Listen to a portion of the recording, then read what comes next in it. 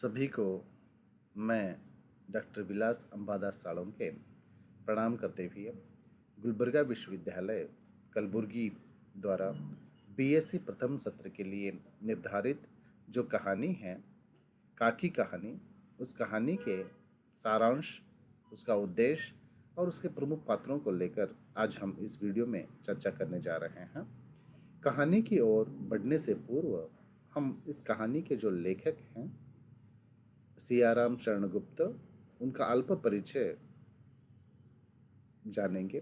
फिर उसके पश्चात जो है हम कहानी की ओर बढ़ेंगे। तो हिंदी साहित्य के प्रसिद्ध साहित्यकार और राष्ट्रकवि मैथिली शरण गुप्त के ये छोटे भाई थे और इन पर गांधीवाद का विशेष प्रभाव भी हमें देखने को मिलता है। और इसी प्रभाव के चलते इनकी रचनाओं में करुणा, सत्य, अहिंसा की मार्मिक अभिव्यक्ति भी हमें देखने को मिलती है। और हिंदी साहित्य के क्षेत्र में एक कवि के रूप में इन्हें विशेष ख्याति मिल चुकी है और ये मूर्धन्य कथाकार के रूप में भी कथा साहित्य में भी अपने स्थान इन्होंने बनाया। बहुमुखी प्रतिभा के साहित्यकार रहे सियाराम शरण गुप्त जी का जन्म भाद्रपद पूर्णिमा सम्मत 1992 1952 विक्रमी तदनुसार 4 सितंबर 1895 ईस्वी को सेठ रामचरण कनकने के परिवार में मैथिली शरण गुप्त के अनुज के रूप में चिरगांव झांसी में इनका जन्म होता है। और ये प्राथमिक जो शिक्षा है वे घर पर ही पूरी कर लेते हैं और घर पर ही गुजराती, अंग्रेजी, उर्दू भाषा इन्होंने सीखी थी। 1929 ईस्वी में राष्ट्रपिता महात्मा गांधी और कस्तूरबा के संपर्क में वे आ चुके थे और इसी के चलते कुछ वर्षों तक वे वर्धा आश्रम में भी रहते हैं। सन 1940 ईस्वी में चिरगांव में ही नेताजी सुभाष चंद्र बोस का उन्होंने स्वागत भी किया था। वे संत विनोबा भावे के संपर्क में भी आए थे और उनका भी प्रभाव इनकी रचनाओं में हमें देखने को मिलता है।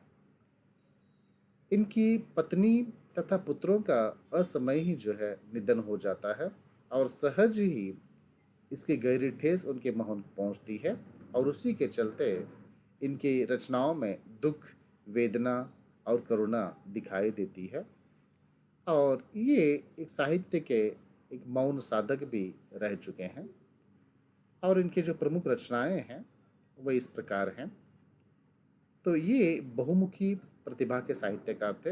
इन्होंने साहित्य के अनेक विधाओं में अपनी लेखनी चलाई है और उसी के चलते हम देखते जाते हैं कि इन्होंने खंड काव्य, कहानियाँ, नाटक, अनुवाद, कविता, काव्य, उपन्यास, निबंध आदि क्षेत्रों में इन्होंने काम किया है। तो उनके खंड काव्य के जो नाम है वो इस प्रकार हैं: अनाथ, अर्धा, विषाद, दुर्वादल, बापू, सुनंदा और गोपिका, ये इनके खंड काव्य हैं। और मानुषी जो है इनका कहानी संग्रह है। पुण्य पर्व इनका नाटक है और गीता संवाद नाम जो इन अनुवाद भी इन्होंने किया है। अनुरूपा तथा अमृत पुत्र इनके कविता संग्रह हैं और दैनिकी नकुल, जय हिंद, मृणमयी, आत्मोत्सर्ग ये इनके काव्य ग्रंथ हैं। और नारी और गोद, अंतिम आकांक्षा इनके उपन्यास रह चुके हैं।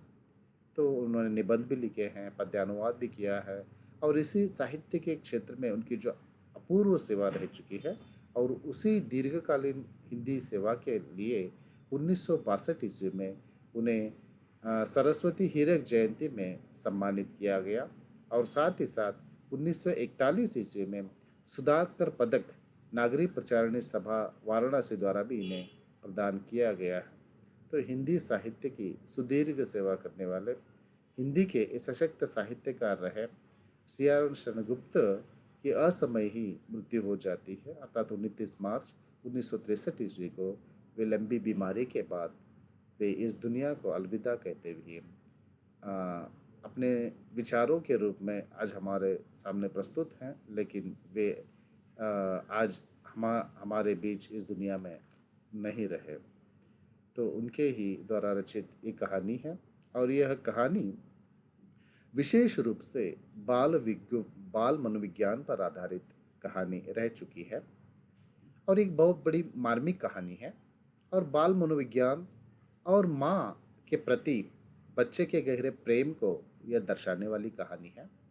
कहानी में एक छोटा बालक है जिसका नाम है शामू। वो अपनी माँ, उसकी माँ का नाम उमा है, जिसे वह प्यार से काकी कहकर बुलाता है। उसकी मृत्यु हो जाती है और वो उस मृत्यु को वह स्वीकार करने के लिए तैयार नहीं है। और लोगों के द्वारा उसे उसे यह आश्वासन दिलाया जाता है कि उसकी जो काकी है यानी उमा, उसकी माँ आ, कहीं और नहीं बल्कि उसके मामा के यहाँ गई है, ये बात उसे बताते हैं। लेकिन ये बात बहुत दिनों तक ने सत्य को कितने दिन तक छुपाया रखा जा सकता है।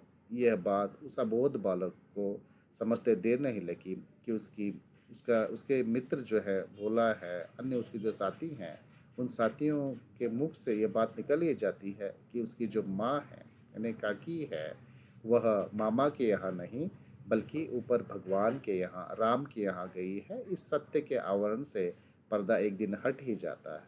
सत्य जो है उसे पता चल ही जाता है। इस सत्य को जब पता चल जाता है तो अपनी काकी को उस राम की यहाँ से नीचे उतारने के लिए जो उसकी जो जद्दोजहद रहती है, उसकी जो कोशिश रहती है, और उसी कोशिश को इस कहानी में चित्रित किया गया है। तो इस कहानी के जो प्रमुख पात्र हैं वे इस प्रकार हैं। तो पहला जो है इस कहानी का जो केंद्र बिंदु है वह शामू है, और वह उसके जो पिता हैं विश्वेश्वर हैं। और यह जो लड़का है शामू, वो बड़ा भावुक है, कल्पनाशील है तथा एक संवेदनशील अबोध बालक भी वह रह चुका है। वह अपनी माँ से अत्यधिक प्रेम करता है। इतना अबोध है वह कि जो जब लोग उमा की मृत्यु हो जाती है, उसके काकी की मृत्यु हो जाती है, तो उसे शमशान ले जाने के लिए लोग उठाते हैं तो बड़ा उपद्रव मचाता है। वो उसे काकी को ले जाने के लिए देता नहीं है। तो ऐसे संदर्भ में लोग बड़ी कठिनाई से उसे काकी से अलग कर देते हैं और उसे कहते हैं कि तुम्हारी जो माँ है, काकी है, कहीं और नहीं, तुम्हारे मामा के यहाँ गई है। माँ की मृत्यु के पश्चात वह बड़ा उदास और अकेला महसूस रहता है और दुखी रहता है, हमेशा माँ के बारे में सोचते रहता है। माँ के स्नेह से वंचित शामू माँ से मिलने के लिए बेचैन हो उठता है, उत्कंठित हो उठता है। तो इधर पत्नी की मृत्यु से दुखी जो विश्वेश्वर भी उसे अपना प्रेम नहीं दे पाते। तो आप सभी जानते हैं कि बच्चे बड़े काल्पनिक प्रवृत्ति के होते हैं। एक दिन उसने पतंग के द्वारा उसे जब अबोध बालकों से पता चला, कि उसके मित्रों से पता चला कि उसकी काकी कहीं और नहीं बल्कि ऊपर राम के यहाँ गई है, तो एक दिन उसने पतंग के द्वारा अपनी माँ को राम के यहाँ से बुलाने की योजना बनाई। उसे पूरा करने के लिए उसने अपने पिता के कोट से पैसे भी चुराए। तो इस प्रकार जो है पैसे चुरा कर पतंग मंगाता है अपने मित्र के द्वारा, और उसे रस्सी बांध कर काकी को नीचे उतारने की जो योजना आंकता है, बनाता है। तो इसके माध्यम से यह पता चलता है कि शामू अत्यंत संवेदनशील बालक रहा है। और उसका एक मित्र है भोला, जो भी इस कहानी का प्रमुख पात्र रहा है। भोला और शामू मिलकर ही, दोनों मिलकर ही जो है काकी को ऊपर से ने आकाश से यानी राम के यहाँ से नीचे उतारने की योजना बनाते हैं। तो भोला सुकिया दासी का लड़का था और शामू का दोस्त था, पर वह शामू से थोड़ा अधिक समझदार था। जब उसने शामू की बात सुनी तो कहा कि पतंग में मोटी रस्सी हो तो ठीक रहेगा, क्योंकि पतली डोरी को पकड़कर काकी नीचे नहीं आ सकती, वह टूट जाएगी। ये सलाह भोला शामू को देता है। भोला अत्यंत डरपोक भी था, इसीलिए जब विश्वेश्वर ने डांट कर जब उसके कोट से शामू पैसे चुरा लेता है, उसे पता चलने के पश्चात जब वह विश्वेश्वर आते हैं और भोला को डांटते हैं, बताने के लिए कहते हैं कि बताओ मेरे कोट से किसने पैसे निकाले हैं, तो वह डांट सुनकर पैसे चुराने के संबंध में सहज ही वह सारी जो सच्ची बात है वो विश्वेश्वर को बता देता है। वह भी बाकी बालकों की ही तरह भोला बहुत ही अबोध था और बहुत ही भावुक था तो बहुत ही मन का सच्चा वह भोला रहा था। फिर इसके पश्चात जो इस कहानी का तीसरा प्रमुख पात्र रहे हैं वह विश्वेश्वर हैं और वे शामू के पिता हैं। वे अपनी पत्नी उमा की मृत्यु से अत्यधिक दुखी दिखाई देते हैं। इस कारण अपने पुत्र की तरफ उनका ध्यान भी अधिक नहीं रहता, वो उदास रहा करते हैं। उसे भरपूर स्नेह भी नहीं दे पाते। वे चाहते हैं कि उनका बेटा एक अच्छा इंसान बने, अतः पतंग और डोर के लिए शामू के द्वारा रुपये चोरी करने पर उसकी पिटाई भी वे करते हैं। उन्हें जब यह ज्ञात होता है कि अपनी माँ काकी का सामीप्य प्राप्त करने के लिए शामू ने चोरी की थी, तभी वे अवाक रह जाते हैं। उन्हें अपनी भूल ज्ञात हो जाती है और अपने आप में पछताते हैं। उनके क्रोध का स्थान अब पीड़ा ने ले लिया था।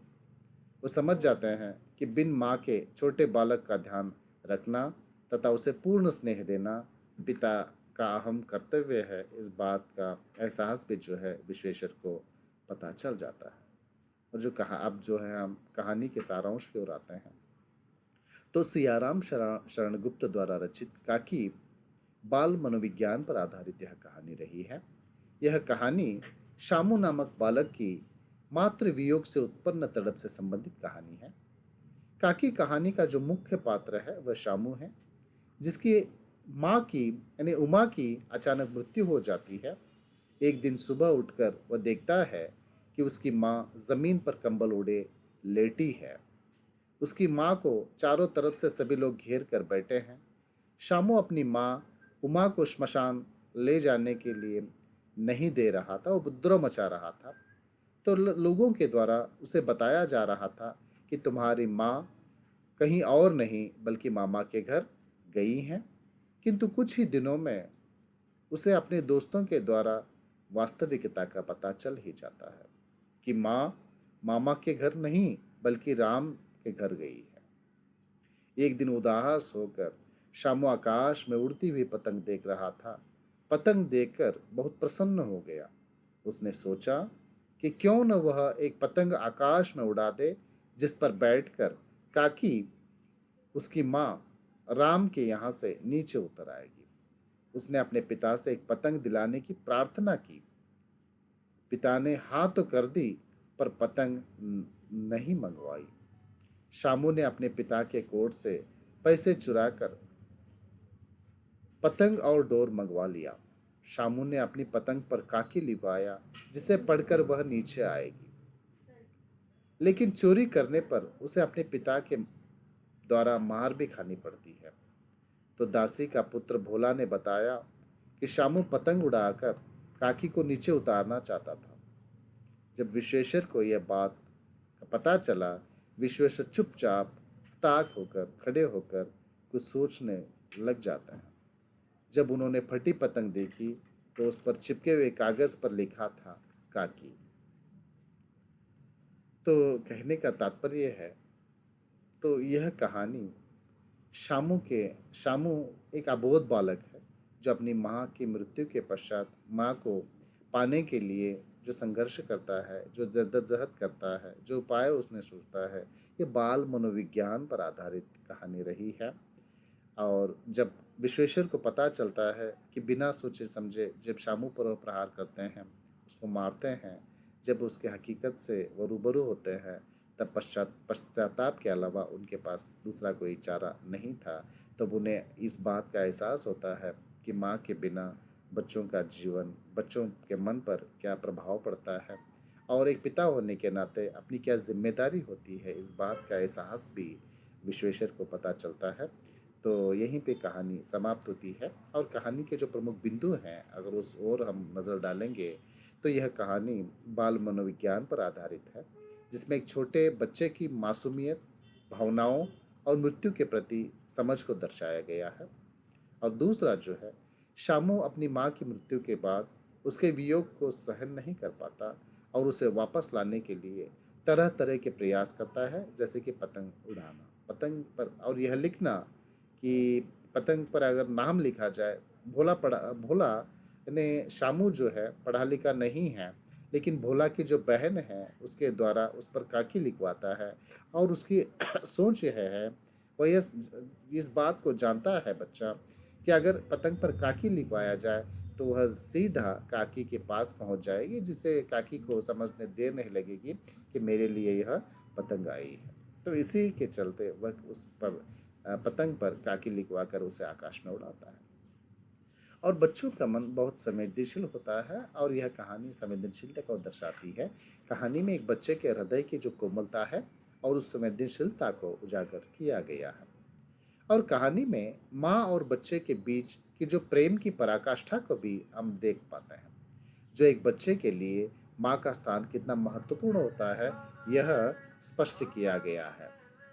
और अंत में कहानी के उद्देश्य को अगर हम देखेंगे तो कहानी में अत्यंत मार्मिक ढंग से एक अबोध तथा मासूम बालक की मातृ योग की पीड़ा को व्यक्त किया गया है। काकी कहानी का मुख्य उद्देश्य एक बच्चे के मनोविज्ञान और उसकी माँ के प्रति प्रेम को चित्रित करना है। बालकों का हृदय अत्यंत कोमल, साथ ही बालपन की सरलता, भावुकता और संवेदनशीलता को भी दिखाना रहा है। बच्चे की बच्चे जीवन की वास्तविकता से अपरिचित होते हैं। कल्पना की प्रधानता उनकी विशेषता होती है। वे यह समझ नहीं पाते कि मरने के पश्चात व्यक्ति पुनः पृथ्वी पर नहीं लौट कर आता।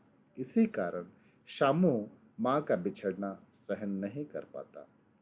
तो ये जो है कहानी के प्रमुख पात्र, कहानी का सारांश और जो कहानी का मूल उद्देश्य है, इसको हमने आज इस वीडियो के माध्यम से सुना। तो यहीं पे मैं अपने शब्दों को विराम देता हूँ। धन्यवाद।